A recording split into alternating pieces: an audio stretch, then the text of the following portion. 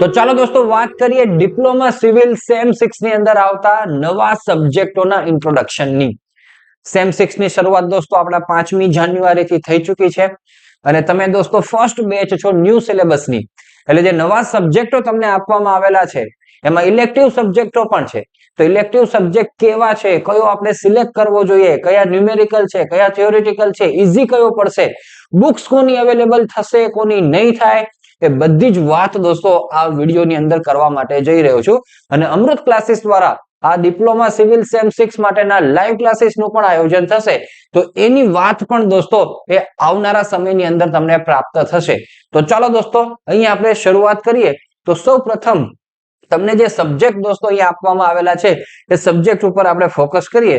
તો આટલા સબ્જેક્ટો તમને આપવામાં આવેલા છે. હવે તમે ધ્યાનથી અને શાંતિથી જોજો દોસ્તો. પહેલું છે ડિઝાઇન ઓફ સ્ટ્રક્ચર દોસ્તો. DOS કહેશું એને આપણે શું કહેશું દોસ્તો, હું અહીંયા એ પણ લખતો જોવા DOS. આખા ડિપ્લોમા સિવિલ સેમ 6 ની અંદર કોઈ ખાસ સબ્જેક્ટ તરીકે જે રહેશે એ આ DOS સબ્જેક્ટ રહેશે. જૂના સિલેબસ ની અંદર જે DRCS કરીને હતું દોસ્તો એ હવે અહીંયા DOS તરીકે આવી ગયું છે. જૂના સિલેબસમાં 5th સેમમાં DSS અને 6th સેમ ની અંદર DRCS એ બેને ભેગું કરી અને આ સબ્જેક્ટ બનાવવામાં આવેલો છે. ઓકે, એનો આ તો બધામાં દોસ્તો ટીચિંગ પેટર્ન સેમ રહેવાની છે, ખાલી પ્રોજેક્ટ સિવાય, એટલે એની આપણે વાત નથી કરતા.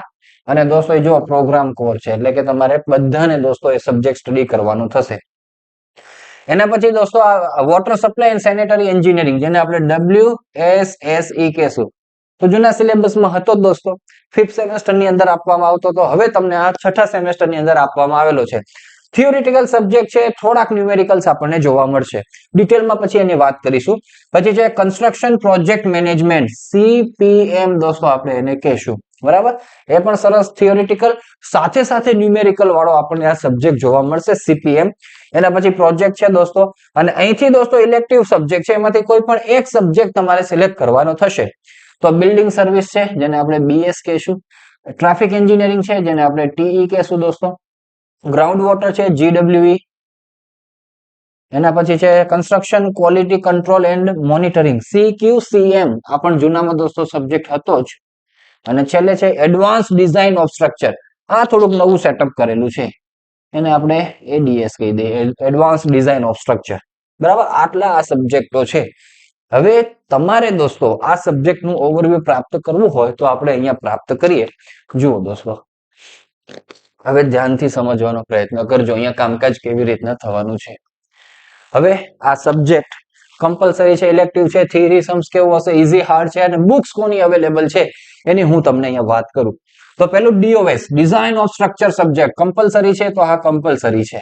બરાબર, થિયરી અને સમ્સમાં વિશેષ શું હશે એની હું તમને વાત કરું. તો DOS ની અંદર દોસ્તો વિશેષ તમારા ન્યુમેરિકલ્સ જોવા મળશે. તો આની અંદર આપણે સમ્સ ની વાત કરીએ તો એ હું લખી દઉં. ઈઝી છે કે હાર્ડ છે, હવે આમાં બરાબર ધ્યાનથી અને શાંતિથી સમજજો. આ સબ્જેક્ટ જો તમે વ્યવસ્થિત સમજીને તૈયાર કરશો ને તો એ મજાનો વિષય છે, અને જો સમજશો નહીં દોસ્તો તો આ વિષય સજાનો બની જશે.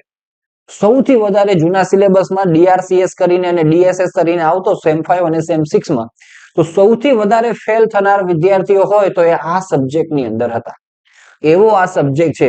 એટલે નોર્મલી દોસ્તો હું અત્યારે હાર્ડ લખું છું, બરાબર, ઓવરઓલ જનરલ આપણે વાત કરીએ તો, પણ આપણે દોસ્તો એવી રીતના કરાવશું કે તમને ઈઝી લાગી જશે. એકદમ વ્યવસ્થિત શાંતિથી આપણે આના કામકાજ કરાવીશું તો એકદમ ઈઝી થઈ જશે. બરાબર, નહીં તો દોસ્તો જનરલી હાર્ડ સબ્જેક્ટ આ રહેતો હોય છે, ખાસ સબ્જેક્ટ રહેતો હોય છે, એટલે ધ્યાન રાખવા જેવા સબ્જેક્ટ છે, એટલે આપણે H કેટેગરીની અંદર એને મૂકશું.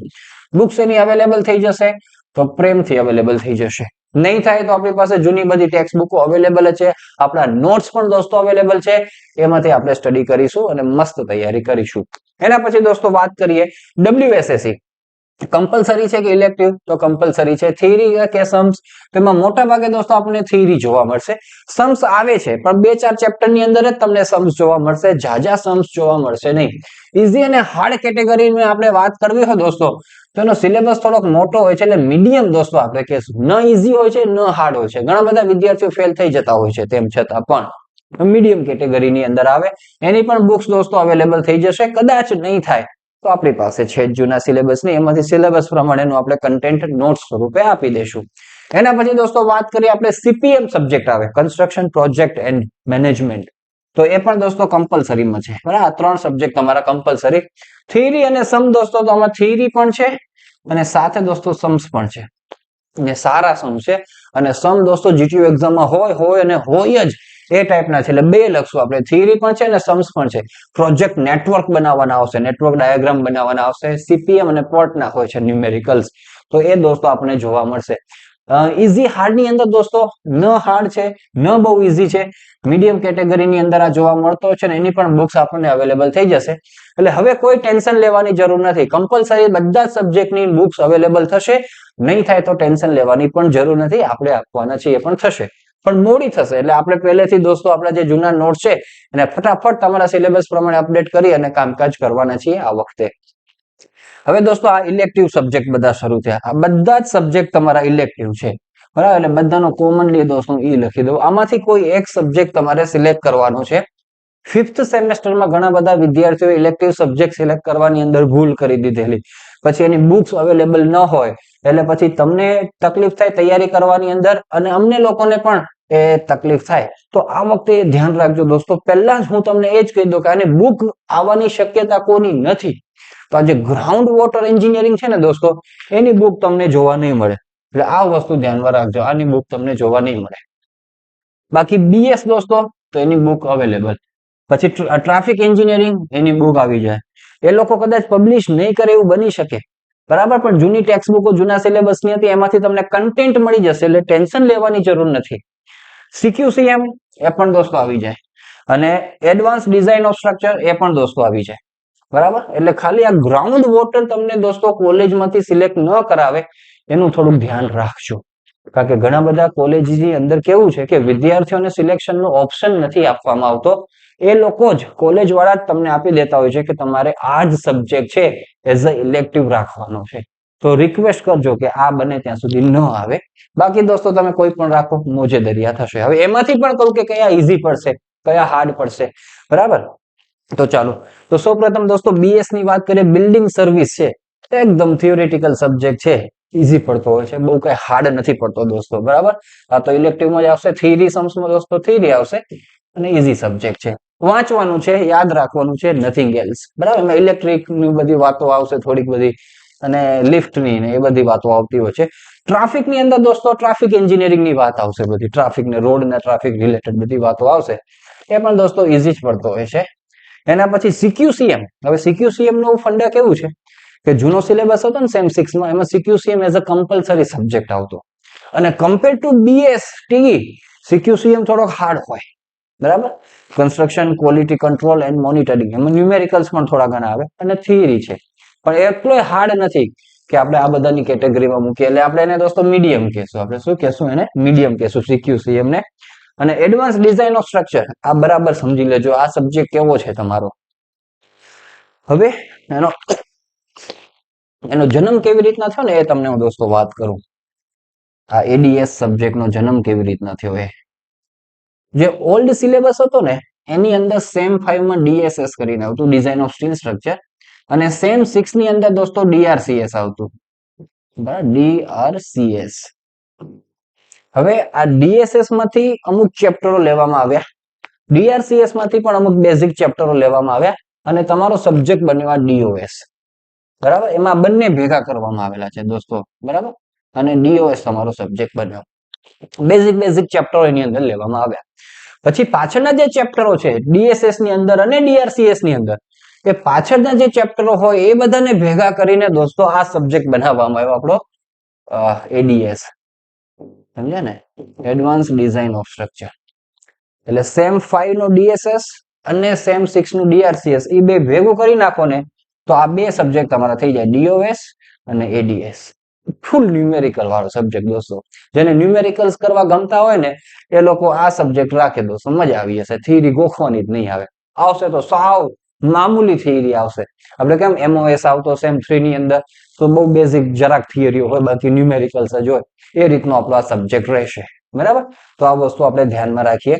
અને એ પણ દોસ્તો જો ધ્યાનથી ન સમજો તો હાર્ડ છે, બાકી જેને મજા આવે છે, ન્યુમેરિકલ્સ કરવાના જલસા છે, એના માટે હું ભણાવીશ એટલે એકદમ ઈઝી થઈ જશે. બરાબર. હવે દરેક સબ્જેક્ટની અંદર દોસ્તો તમને અહીંયા કામકાજ આપવામાં આવેલું છે. ડિઝાઇન ઓફ સ્ટ્રક્ચર તમે જોશો દોસ્તો તો એની અંદર છે યુનિટ કેટલા બનાવવામાં આવ્યા છે, તો 8 યુનિટ બનાવવામાં આવેલા છે. હવે એમાંથી હું તમને કહું દોસ્તો જો કેવી રીતના આપણું કામકાજ છે. ચલો આ છે ને આટલું બધું કામકાજ છે ને તમારું યુનિટ 6 સુધીના, યુનિટ 5 સુધીનું દોસ્તો કામકાજ છે ને આખું, બરાબર, એ તમારું છે ને DRCS માંથી લેવામાં આવ્યું છે, જે જૂના સિલેબસ ની અંદર હતું સેમ 6 માં.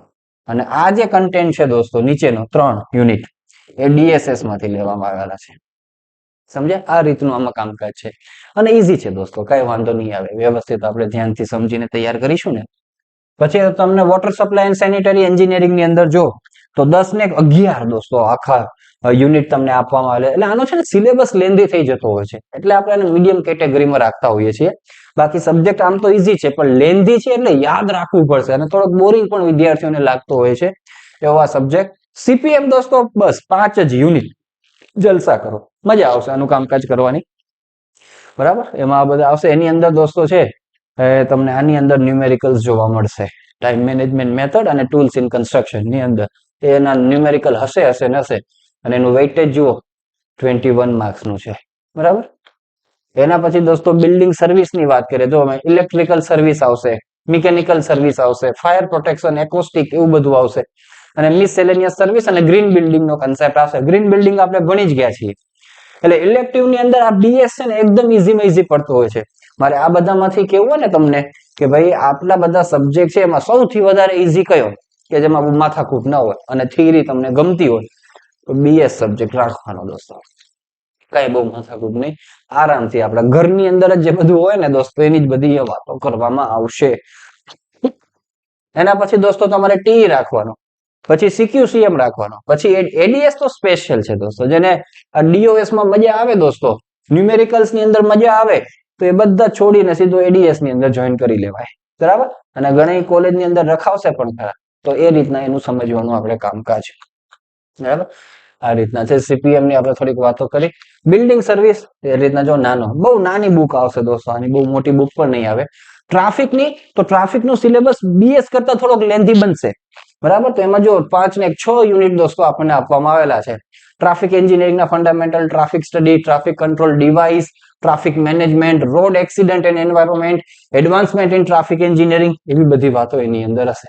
આ ગ્રાઉન્ડ વોટર ની અંદર છે તો દોસ્તો 5 યુનિટ, પણ અમે પણ દોસ્તો એના નોટ્સ ને કદી બનાવેલું નથી. બરાબર. અને લાસ્ટ ટાઈમ પણ આ સબ્જેક્ટ ઇલેક્ટિવમાં હતો, કોઈ રાખતું પણ નહીં, પણ એકાદી કોલેજ છે દોસ્તો સુરત ની અંદર એ આ રખાવતા એન્વાયરમેન્ટ નો અને આ સબ્જેક્ટ સિલેક્ટ કરાવતા. બરાબર. એટલે એના સિવાયનું દોસ્તો આપણે કામકાજ કરવા ગ્રાઉન્ડ વોટર નું છે આપણે. બરાબર, એટલે બહુ આની અંદર પડવા જેવું નથી, બુક્સ આવવાના ચાન્સીસ નથી દોસ્તો આની અંદર. પછી આ CQCM ની વાત કરીએ તો એમાં ટોટલ ક્વોલિટી મેનેજમેન્ટ આવશે, construction quality control inspection program, statistical quality control and monitoring. આમાં તમને ન્યુમેરિકલ જોવા મળશે, સમ્સ, આની અંદર સમ્સ જોવા મળશે. ક્વોલિટી સ્ટાન્ડર્ડ ગ્રીન બિલ્ડિંગ દોસ્તો, જો ગ્રીન બિલ્ડિંગ અમે રિપીટ થશે, જે આપણને આવી ગયું છે ઓલરેડી.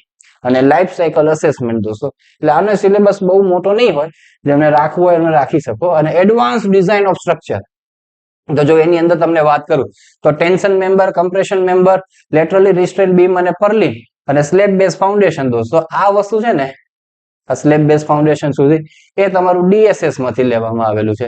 જૂનું સેમ 5 ડિપ્લોમામાં જે DSS હતું ને એમાં પાછળના ચેપ્ટરો દોસ્તો એ આમાં નાખી દીધા. અને આ નીચે WRC બીમ, T બીમ અને વન વે સ્લેબ દોસ્તો, વન વે કન્ટિન્યુઅસ, એ તમને દોસ્તો DRCS ની અંદર આવતું જૂનામાં, એ આમાં નાખી દીધું છે. એટલે ઓલા 2 સબ્જેક્ટ જે હતા ને એમાંથી દોસ્તો આ લોકો બીજા 2 સબ્જેક્ટ ને જન્મ અપાવ્યો. એમાં એક કમ્પલસરીમાં દઈ દીધું, 2 નું બેસિક શરૂઆતના ચેપ્ટરો, અને પાછળના ચેપ્ટરો ઇલેક્ટિવમાં નાખી દીધા. બરાબર, આ રીતના છે. ડિગ્રી તમે કરશો દોસ્તો, ડિગ્રીની અંદર આ જ વસ્તુ રિપીટ થશે. હા, ડિગ્રી જેને કરવી હોય, ન્યુમેરિકલ્સ જેને ફાવતા હોય તો આ સબ્જેક્ટ રાખજો, કારણ કે આ જ બધું repeat content degree civil sem 5 ની અંદર થશે.